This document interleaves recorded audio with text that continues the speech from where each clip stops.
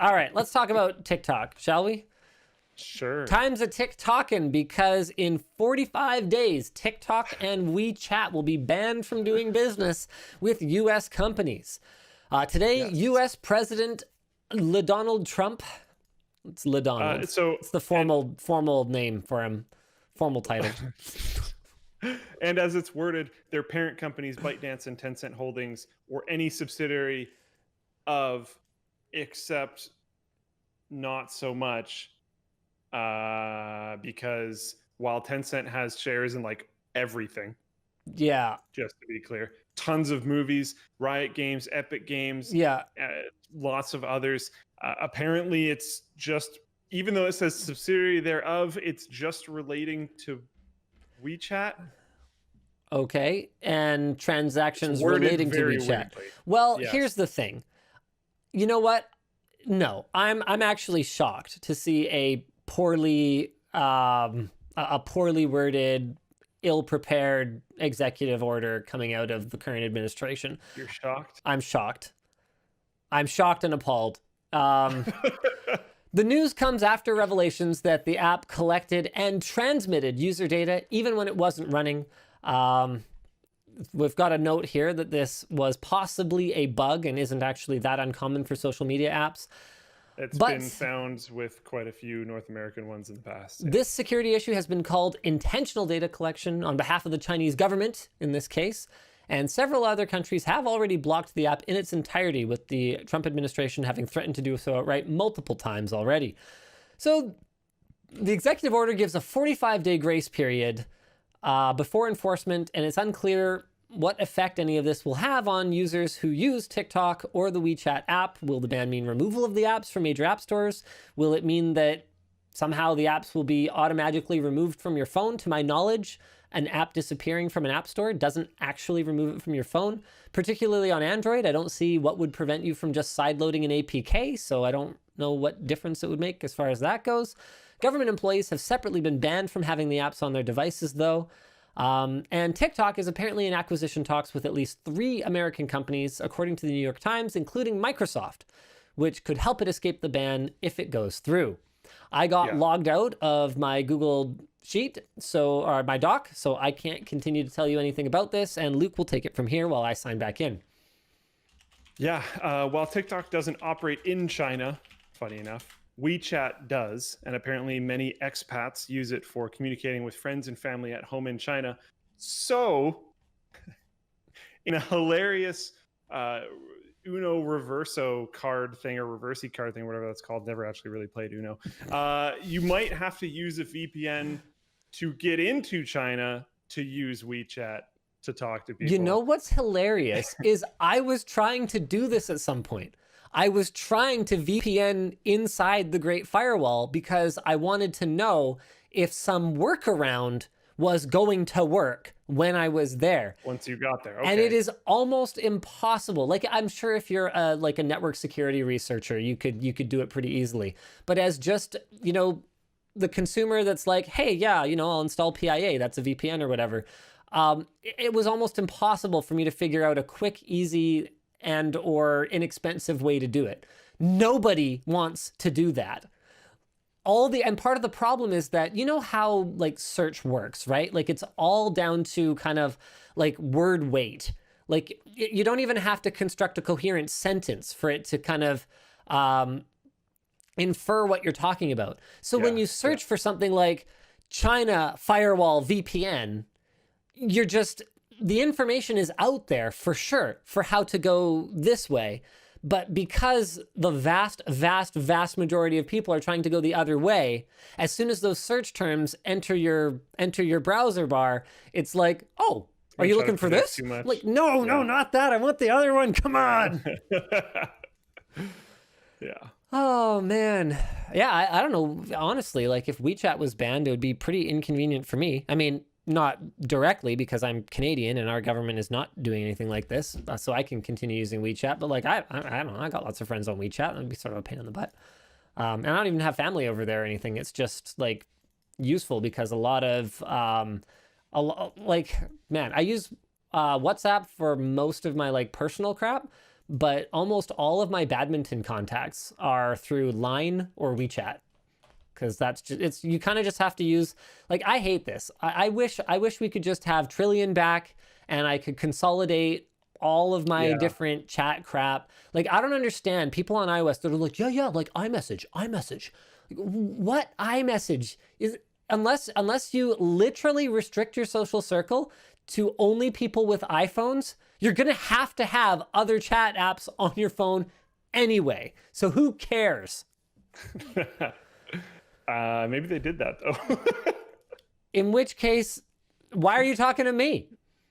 Clearly we have nothing in common, right? So you might as well, go, look, sorry, can't speak. AirPods aren't really a status symbol at this point. I'm gonna put my AirPods back in. See ya. Whatever. I don't even care. I'm over it. I'm over them. I moved on. Some people are pointing out like, Trillion's still a thing. Yeah, but not in the way that I'm talking about. Not in the way that it was kind of able to be used originally. Yeah. Because it was what? ICQ, MSN Messenger, and AIM was the of Trillion, wasn't it? Everything that people used to use, essentially. Yeah. Yes. So the idea was you could consolidate all of your contact lists and everything and just have one app that tapped into all these different chat services. Didn't Pigeon kind of work this way too? If I recall correctly, yes, but I never used it, so I don't have a ton of experience with it, unfortunately. I think I used Pigeon, and for effectively the same thing. But yeah, there was cool apps back in the day where like you didn't have to worry, but it was basically like multi-platform support for games. You didn't have to worry about what platform the person really had because you would just make an account for each one, log into all of them through this client, and then it would just bring all of them together. It would just be like one system for each. Then you would just bask in your own cleverness. Just be like, I am so smart right now. I don't have to give any craps about any of this. It was great. And back then, a really, really nice modern thing now. Back then, it was so many. Kind of a big deal because computers had so little resources that actually having like a whole bunch of chat apps open at the same time kind of sucked. And maybe that was just me because I was still running like a Pentium 166, but that's how I felt. Okay, that's how I felt. The modern issue for me with notifications is that I don't feel like companies, desktop or mobile, I don't know why they don't have like a nuclear alert option for notifications. Yeah, especially like reminders on Android. Yes. They're basically useless. Yep. Like they just stack in the bottom of my notifications list. They just add more to themselves all the time. They don't help me almost at all. Like I need an ability to tell my phone or my desktop or whatever, like, no, don't stop freaking out until I answer this notification. There has to be like some way to do that. Alarms are not bad, but this has been really bothering me ever since Google blocked reminders for paying users, like enterprise users. I haven't been able to use reminders anymore. And alarms would be a perfect substitute for it, except that you're not allowed to set an alarm more than 24 hours ahead. Yeah. So I have to go through, tediously create a calendar event with like multiple notifications to make sure I actually see it, to set myself an alarm to make sure that I see something. Or by that time, I'll just, create a calendar event and put like 6 notifications on it or whatever. Like email me the night before and like, message, like, do this to half an hour and 5 minutes. Because the reality of it is, I am pretty busy and I get a lot of notifications and I need something to kind of break through, especially because notifications are so poorly handled on Android. The fact that there is no setting on Android that says, hey, a new notification, put it at the top. Do not put it anywhere else. That is the only place a new notification goes. It drives me absolutely crazy because I'll get a notification for something as stupid as like my garage door has been open for 10 minutes or whatever. So my phone will buzz, but it's just hiding down at the bottom. apps don't have to have a timestamp on their notifications. Yeah. It boggles my mind that Trello does not have timestamps on the individual notifications, because if you've got we're a 30-person organization, and I still get absolutely spammed with Trello notifications. Not knowing when they arrived means that my phone might buzz and I might look at it and maybe it was a Trello notification, but like, I don't know, because there's no timestamp, it's not at the top. It blows my mind that something that basic is not default. Never mind, not an option. Yeah. I hate it. Yeah, it's nuts. And then like my phone, I don't know if it's because it's like too old now or what, but I keep manually disabling this, like, it's not battery saver, it's something else. Like the battery optimization, like AI nonsense, or? Yeah. It's I mean, they're both off right now and it's still doing it. But my phone will just not deliver me notifications. Yeah. I'll have it sitting right next to me. Yeah. Right there. I have it on something that when it vibrates, it will be loud. But I have it muted. And it will do nothing all day. And then I'll like put down my water or something and it'll bump my phone and it'll like do the little mini screen wake thing. And it'll just sit there and do notification spam for like 2 minutes of all the things that I missed over the last few hours. And I'm like, what? Why weren't you beeping every time one of these came through, or like vibrating or something? And then I go to check my tray and I have 10 million things and they're not in order like you were just talking about. Yeah. And all the YouTube videos that came through are like big blocks. I'm like, I don't care about this. But all the things that actually matter are stacked notifications. Just like, what the heck? It's so frustrating. And then you're at your desktop and you have 18,000 different potential ways that someone can contact you, and one of them bings, but you happen to forget the exact notification noise for that exact app. Yeah. You're just like, well, I have no clue what just happened. And My whole thing is like, unless you email me, there is like a very solid chance that you will never hear from me again about it.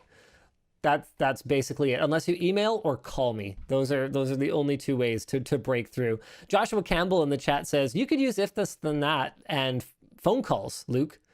That is a ridiculous workaround. Cool idea. But the fact that we're resorting to that is absurd. That shouldn't even be a conversation. Yeah, someone says that sounds like do not disturb. Do not disturb is turned off on my phone right now. I just checked. Yeah, no, I've seen it before too. A really good one with Teams for a bit was how when you disconnected and reconnected to Wi-Fi, you would get like the last 3 hours of notifications, even for messages you had like replied to already. Yeah. It drives me crazy. I complain about Teams and people are like, what's so bad about Teams? I'm like, what isn't bad about Teams?